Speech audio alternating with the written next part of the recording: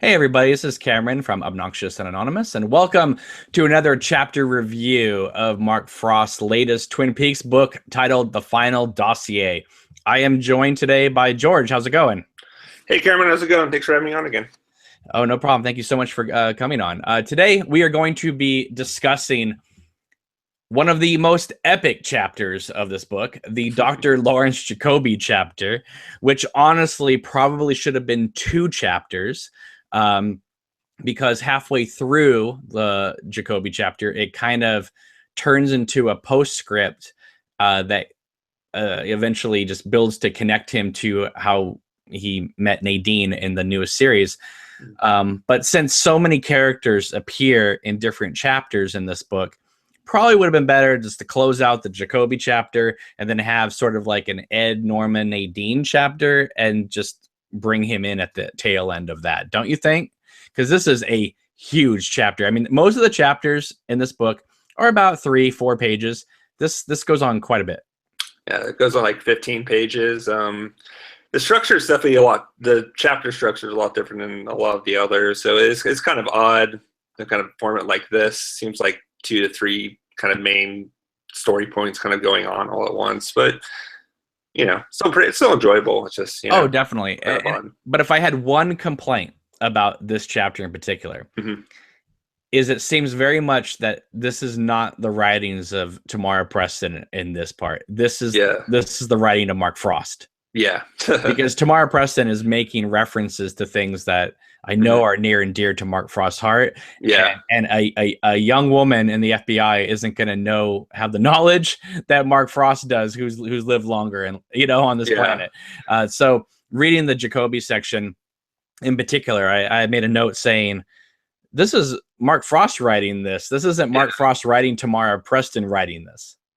Yeah, because usually in the other chapters I can kind of hear Tammy a little bit, but in this chapter I was just kind of going through it and kind of lost track that even that Tammy was the archivist, which she is apparently. So yeah, so it's just kind of like this is Mark Frost's take on it, which is quite funny. Yeah. That's good. But when I turn to the page and it says Dr. Lawrence Jacoby on the chapter heading, I keep hearing that line that Cooper says in the original series where he's like, Jacoby, I didn't think he had anything to do with this at all.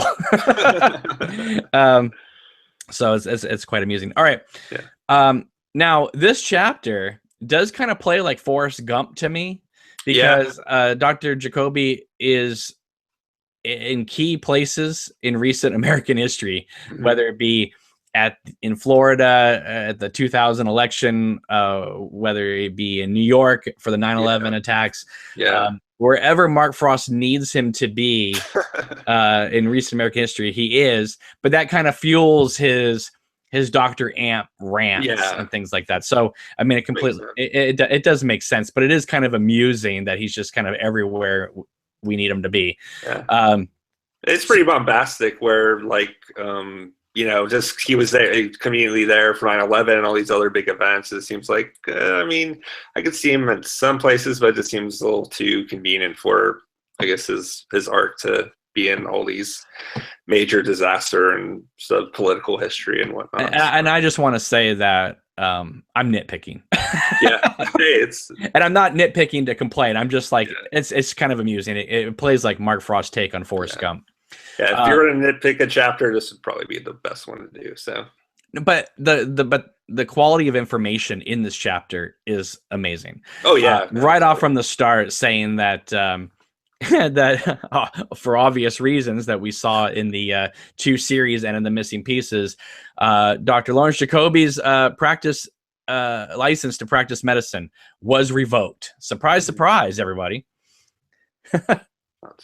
and then he took off to his the home island of Kauai, which is great. Obviously, he mentions Hawaii a lot in the original series. One thing that's never touched on ever is the fact that he had his wife there in the hospital. Yeah. Never to be heard from again. That was I guess forgotten or omitted or something. Or maybe he was under some drugs and just, said she was his wife. I don't know, because I don't even. Does she even speak? I don't.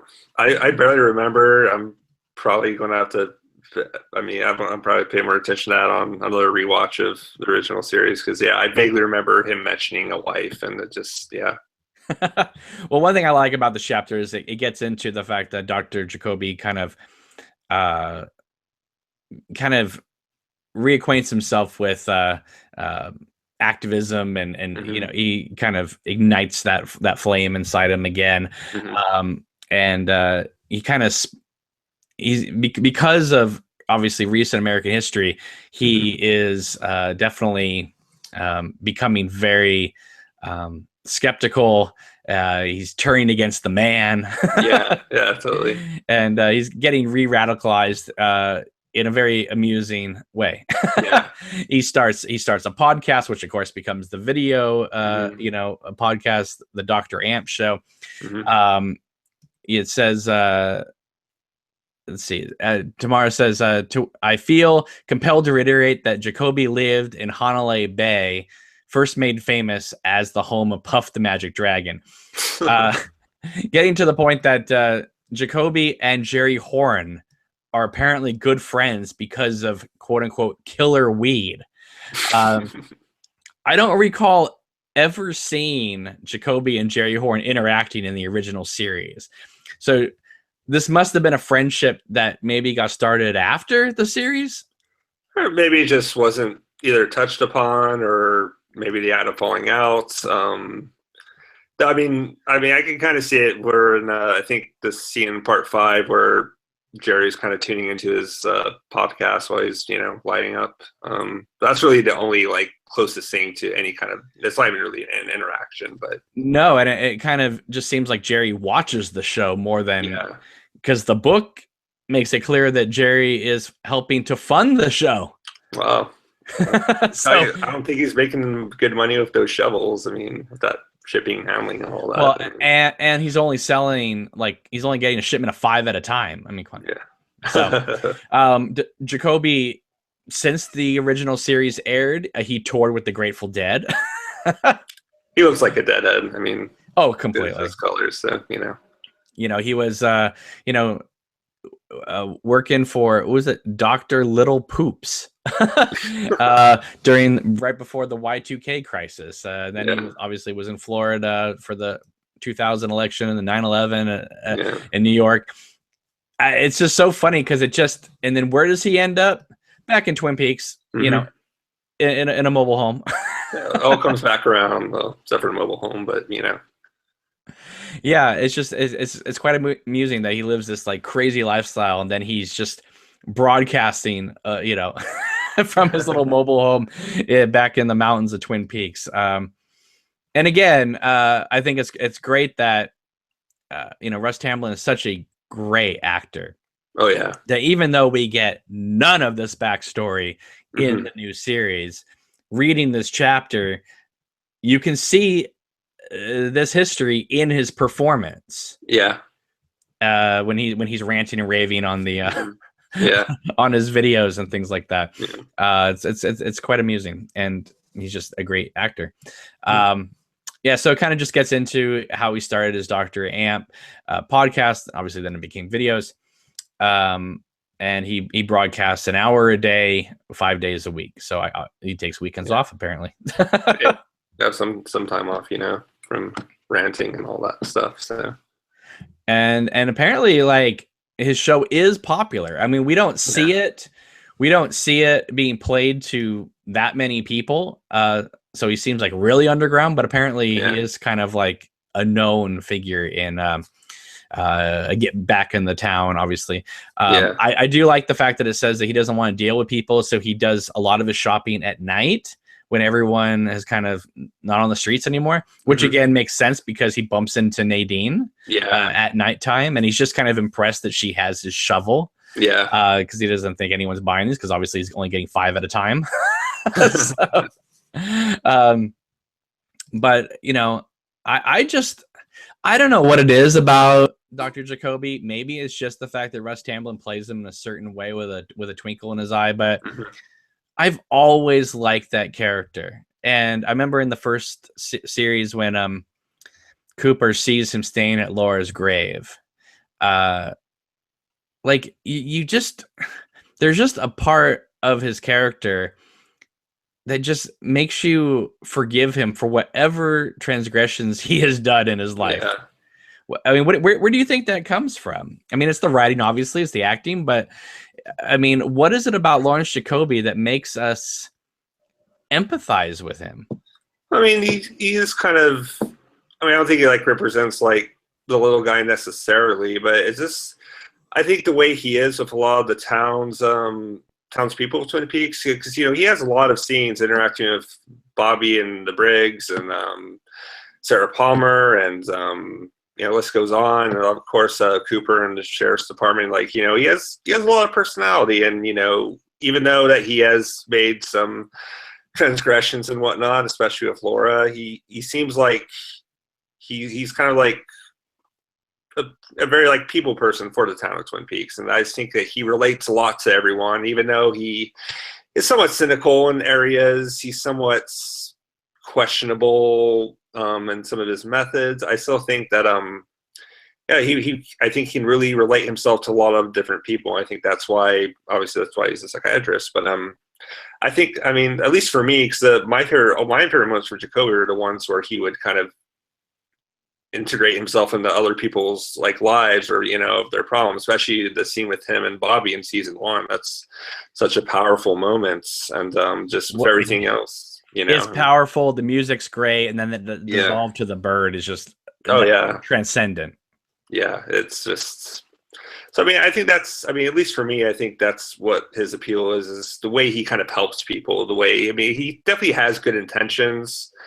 It just sometimes he doesn't always make the right choices with, I guess, people. But I think that he feels a lot in his heart, and his heart it kind of betrays him sometimes. Like he knows he shouldn't be doing this, but he just so much wants to love and be loved that it gets him into trouble. Oh yeah, totally. Tamara goes on to say, she's writing to Gordon Cole here, I suspect this is why you've asked me to take all of this on, to instigate the process of confronting the riddle within myself about people like Dr. Jacobi. Is that the secret at the heart of the Blue Rose and the work we do? To identify root causes of human misery and evil, do we first have to find them in ourselves? It's an interesting point. Then it goes into a postscript section, which is almost as long as the Jacobi section itself. And this has to do with Ed and Norma and Nadine and James. Now, the only reason why I think this is even part of the Jacobi chapter is because it's going to become full circle with Jacobi meeting Nadine outside of her shop. But like I said before, I wish this had been kind of its own chapter.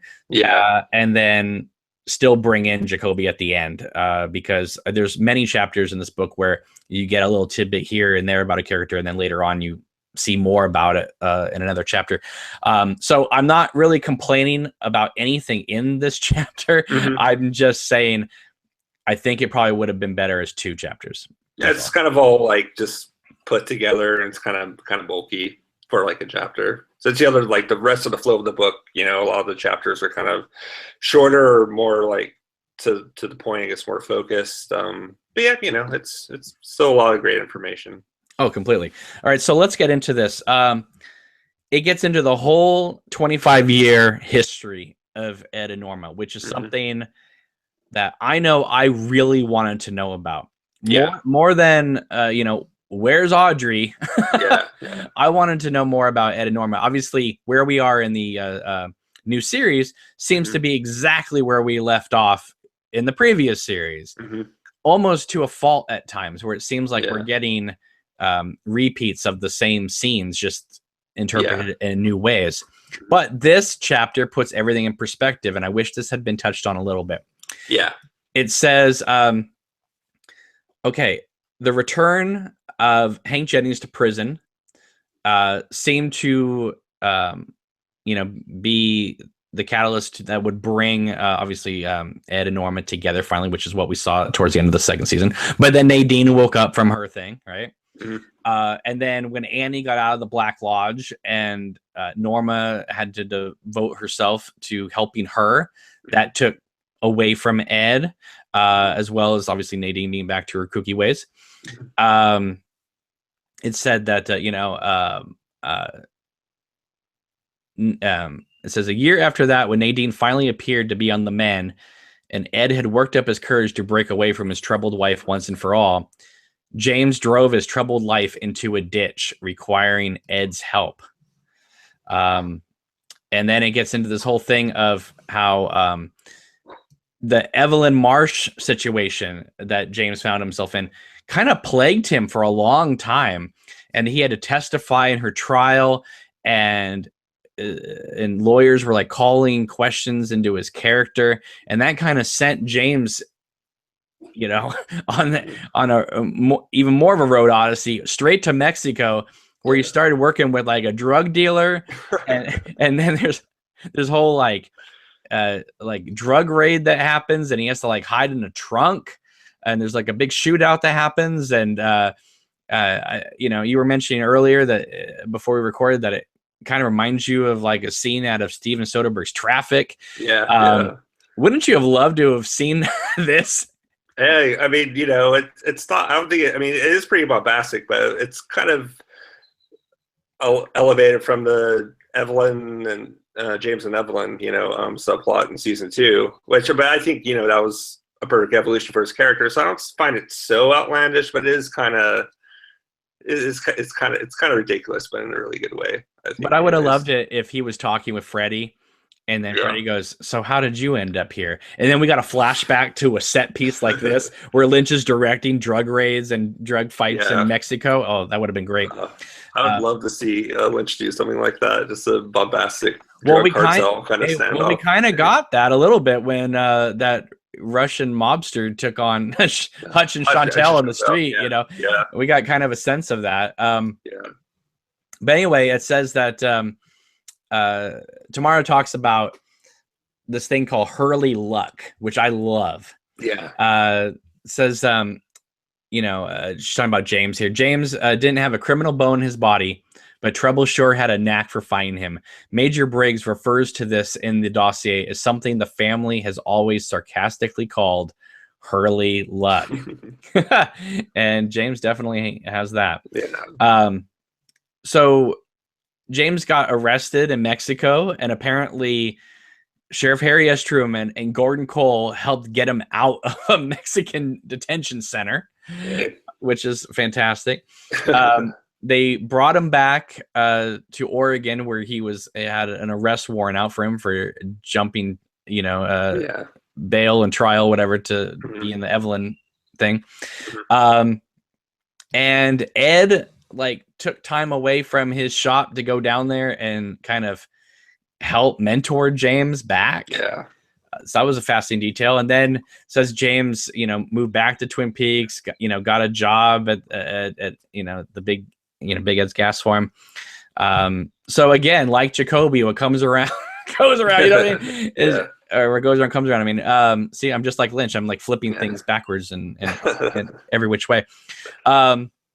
So it says, while Ed was mentoring James, obviously Nadine started up her drapery shop, and says, James worked at the gas farm. He also started working nights at the Great Northern. He lives alone, modestly, sorry, whatever the word is. Drives a used Ford Focus now. Says still plays guitars.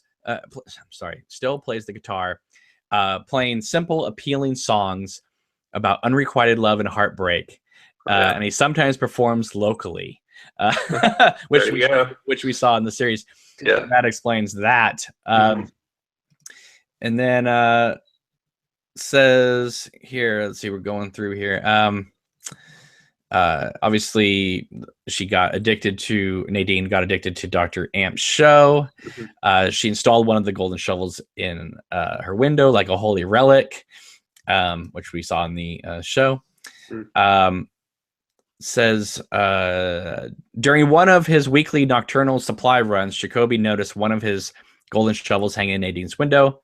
He stopped, knocked on her door, and laid eyes on his former client for the first time in more than 2 decades. I can't tell you exactly what they talked about, although rumors suggest they are now dating. Ooh. Which we kind of assumed, right? Yeah, that's glad though. I mean, that's kind of a confirmation. I was hoping they would get together. Right. And then says 2 weeks later, Nadine marched over to Big Ed's gas farm and gave him his walking papers. And so it says Big Ed Hurley, pushing 70, went to the Double R Diner and proposed to Norma just as she was giving the city slicker that she had, I guess, had a little relationship with, was giving him, according to Tamara, the heave ho. So it was kind of like perfect timing here. Yeah. Then she says, "You'll be pleased to learn that Ed and Norma got married not long after. James played a song on his guitar during the civil ceremony." I love this moment where she says, "Andy Brennan bawled more or less throughout." That's a great moment there. Yeah, that was great. And says, "I'm told that even Hawk had a tear in his eye. Yeah. His old friend Big Ed's Hurley luck had finally turned." I thought that was wonderful. Yeah, it's beautifully written all around. And I think it deserved its own chapter. Yeah, no, me too. But yeah, I mean, it's a lengthy chapter in this, quick read book. But we get a lot of information, a lot of crazy zany information from Jacoby riding with the Grateful Dead to James and his, being shot at in Mexico and being detained in an detention center. Jacoby dating Nadine, Ed marrying Norma. So obviously it's not ambiguous now that they got together. I know a lot of people assumed, oh, it's not ambiguous. It was it was a classic happy ending. But because we had gotten that previous thing about, the dreamer dreams the dream and then lives inside the dream, and then we had that push in on Ed like this, I thought, oh my God, is Ed dreaming the dream of being with Norma? And that was his dream, that, when her hands came up on his shoulders. I didn't want to believe that, but I was scared we were going to get like a Brazil moment where, the guy just lives insane in his head so he can be happy. But listen, here's a chapter that begins with Dr. Lawrence Jacobi and transcends itself into the Ed, Norma, James saga here. And it just leaves you feeling so good inside. Oh yeah. No, it's really very heartwarming chapter and heartwarming sequence of events. I mean, kind of ridiculous with the James and Kirktel stuff. All in all, it was this beautiful to hear. And I was kind of glad. I was like, good. I mean, I kind of felt like they really got together. I thought it'd be kind of cruel if they didn't. Which through this, for the return season 3, I half expected no one to have a happy ending, but I'm glad that at least if no one else had a Norma, I think really deserved one. So now, even though I believe the majority of this book was prepared for the first book, The Secret History of Twin Peaks, this part obviously was tweaked so that it would be post the series. I mean, you're not gonna, I think that's where the postscript comes from. Because you can't say Ed and Norma got married and then we see season 3 and they're still apart. But all in all, I have to say that, I love the characters of Twin Peaks so much that I'm so happy to see their characters explored on a variety of levels here. And it's just wonderful to see such context being put to these characters that I know a lot of us, we loved the new series, but we also wanted a little bit more depth into the characters because they kind of just popped in and out without like sometimes rhyme or reason. And we had to kind of make up their backstories in our head as to what happened, or kind of looked at their characters and kind of figured out our own conclusions, which I know Lynch loves. And I trust me, I'm right there with him. But sometimes it's nice just to have a little bit more information just so that we can, feel connected to the characters even more. Oh yeah, totally. No, I definitely agree. And yeah, I mean, these are, this is one of many nice little tidbits of, information on where the characters were going before season 3 and where they're kind of headed afterwards. Despite Cooper's tampering of, you know, timeline and everything. I just think it's it's nicely well done. This is a great cherry on top to know that Ed and Norma are happy, and even Nadine and Jacoby probably will have a happy ending as well. So, well, you never know. Maybe Cooper tampering with time will make Hank not die in the jail, and so even though Ed and Norma are together, Hank will come back looking for them. That's cool. I've always enjoyed Hank, you know, and I like the scene where he kind of gets to jump on Ed, but then Nadine kind of sucker punches him. So yeah, I was honestly surprised that Hank wasn't in this new series, because the fact that he goes to jail or prison for 25 years at the end of season 2, I thought, well, that's perfect timing. He's right in time to come back out again. Yeah. But nope. And I was kind of also sad too, because Chris Mulkey really goes out of his way to go to a lot of the Twin Peaks festivals and things like that. So I thought surely they're going to find a role for him. But yeah, he seems like he's at the UK Fest every year. Every time I see the lineup, he's usually part of it. So right.